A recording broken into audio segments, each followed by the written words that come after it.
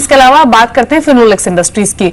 ये एक ऐसा शेयर है जिसने बजट के बाद से कंसिस्टेंटली परफॉर्म किया है। इनफैक्ट अगर बीते 1 से 1.5 साल की परफॉर्मेंस आप देखेंगे तो भी एक स्ट्रॉन्ग रिटर्न्स इसने अपने इन्वेस्टर्स को जनरेट किए हैं। और प्रिसाइसली अगर बजट की बात करें तो बजट से अब तक ये स्टॉक 20% से ज्यादा की चाल दिखा चुका है, क्योंकि प्लास्टिक प्रोडक्ट्स कंपनी बनाती है, पीवीसी पाइप्स को मैन्युफैक्चर करती है और माना जा रहा है कि बजट में जिस तरह से अनाउंसमेंट हुई है प्रधानमंत्री कृषि सिंचाई योजना की, उसके तहत जो पीवीसी पाइप्स की डिमांड है वो बढ़ जाएगी और कहीं ना कहीं एक स्ट्रॉन्ग ग्रोथ अगले 4 से 5 सालों में एक अर्निंग विजिबिलिटी जरूर दिख रही है। इसी पर बातचीत करते हैं और कंपनी के और प्रोस्पेक्ट्स को भी समझते हैं। हमारे साथ मैनेजमेंट मौजूद है।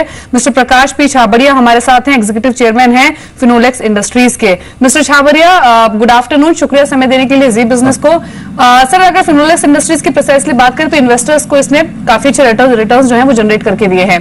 बीते क्वार्टर्स की अगर परफॉर्मेंस देखें तो फिनोलेक्स इंडस्ट्रीज Q3 में घाटे से मुनाफे में आई थी और क्रूड ऑयल का भी एक एडवांटेज मिला है कंपनी को। तो सबसे पहली चीज तो यही, क्योंकि कंपनी बीते कई सालों से लगातार डेट भी रिड्यूस कर रही है, तो एग्जैक्टली अभी क्रूड ऑयल का जो बेनिफिट आपको जो मिल रहा है वो पूरी तरह से क्या फाइनेंशियल बुक्स पर रिफ्लेक्ट हो चुका है या फिर और बेटर फाइनेंशियल्स हम एक्सपेक्ट कर सकते हैं Q4 में? और साथ ही अभी डेट सिचुएशन कैसी है, क्योंकि आप कंसिस्टेंटली रिड्यूस कर रहे हैं डेट को, अभी स्टेटस क्या है? जी थैंक यू। मैं पहले डेट के बारे में बात करूं क्योंकि मुझे लगता है एक बहुत इंपॉर्टेंट मैटर है। हमारी कंपनी मेरे ख्याल से एक बहुत गिनी चुनी कंपनी में से हिंदुस्तान में हमने लास्ट 3-4 सालों में एवरी ईयर डेट कम कर दिया है और ये हमारा टारगेट है कि जितने साल हम लोग ने प्रोडक्ट्स बेचे हैं, हमारा कैश फ्लो इंप्रूव किया है, वो डायरेक्टली रिफ्लेक्ट होता है जब भी हम लोग डेट रिड्यूस करते हैं। और ये जो डेट रिडक्शन हुआ है is only from pure cash, internal cash flow, because we have not sold any assets and we have not raised any equity.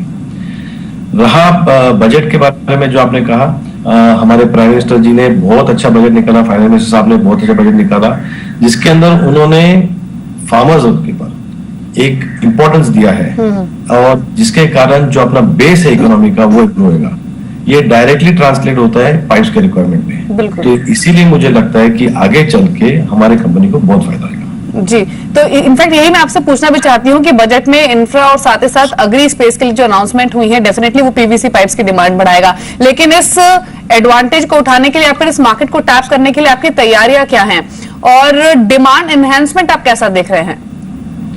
जी, तैयारी तो हमने करने को शुरू कर दी ऑलरेडी। हम लोग की प्रोडक्शन कैपेसिटी, हमारे सेल्समैन, ट्रेनिंग, डीलर्स, सब डीलर नेटवर्क, लॉजिस्टिक्स, हम लोग ने जो नए गोडाउन्स लगाए हैं, सो मैपिंग पूरा किया गया है और आगे चल के हम इसको पूरा रोल आउट करने वाले हैं। जी, लेकिन क्योंकि अब अर्निंग सीजन की शुरुआत हो जाएगी, Q3 में आपके प्रॉफिट्स भी ठीक रहे थे, घाटे से इनफैक्ट आप मुनाफे में आए थे, तो ये ट्रेंड क्या माना जाए कि Q4 में भी सस्टेन करेगा और डिमांड इंप्रूव होती हुई दिखी है बजट से पहले भी? आपको पता है मैं क्वार्टर के बारे में ज्यादा बोल नहीं सकता हूँ, बट आगे के क्वार्टर्स के बारे में बोल सकता हूँ कि मेरे ख्याल से सब अच्छे जाएंगे। जी, कुछ नए लॉन्चेस भी आप प्लान कर रहे हैं ग्रोइंग मार्केट को टैप करने के लिए? जी, हम लोग के प्रोडक्ट रेंज के अंदर हम नए प्रोडक्ट्स ऐड करते रहते हैं। जैसे कि आज के तारीख पे हमारे पास कोई 1000 SKUs है इन फिटिंग्स, तो उसको हम लोग और 200-400 प्रोडक्ट्स ऐड करने वाले इन द कमिंग 12 मंथ्स। तो इस तरह हम लोग मार्केट की डिमांड मीट करते रहते हैं। जी, एक लास्ट क्वेश्चन होगा आपसे। हाल ही में आपने पाइप फैसिलिटी को एक्सपेंड करने के लिए कुछ फंड्स भी रेज किए थे, तो एग्जैक्टली अभी कितनी कैपेसिटी आप एनहांस कर रहे हैं? जी, हमने कोई फंड्स नहीं रेज किए हैं। हम लोग ने लास्ट 5 सालों में कोई फंड्स नहीं रेज किए हैं। हम लोग का पूरा इंटरनल जनरेशन से हम करते हैं एंड हम लोग production capacity between 10 to 20% every year increase करते रहते हैं। तो जैसे डिमांड आती है, जैसे प्रोडक्ट्स की नई रिक्वायरमेंट आती है, हम उस हिसाब से कैपेसिटी इंक्रीज करते हैं।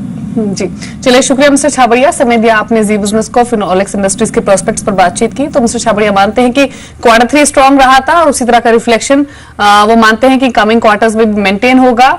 डेफिनेटली बजट अनाउंसमेंट के बाद वो समझते हैं कि जो पीवीसी पाइप्स की डिमांड है वो इंप्रूव होगी और अगले 4 to 5 ईयर के पर्सपेक्टिव से अच्छी डिमांड ग्रोथ वो एक्सपेक्ट कर रहे हैं पीवीसी पाइप्स की कैटेगरी में। और शेयर आप देख रहे हैं कि कंसिस्टेंटली परफॉर्म कर भी रहा है, पोस्ट बजट भी ये मोर देन 20% तक के रिटर्न्स दे चुका है। एक छोटे से ब्रेक का यहाँ पर वक्त हो गया है, जब वापस लौटेंगे तो बात करेंगे डिविडेंड के खेल की। मार्च में डिविडेंड की झड़ी लगी है, सभी कंपनियों ने, इनफैक्ट मैक्सिमम कंपनियों ने डिविडेंड की अनाउंसमेंट की है। इसके पीछे की स्टोरी क्या है इसके बारे में आपको बताएंगे, लेकिन एक छोटे से ब्रेक के बाद आप देखते रहिए मिट के बाजार।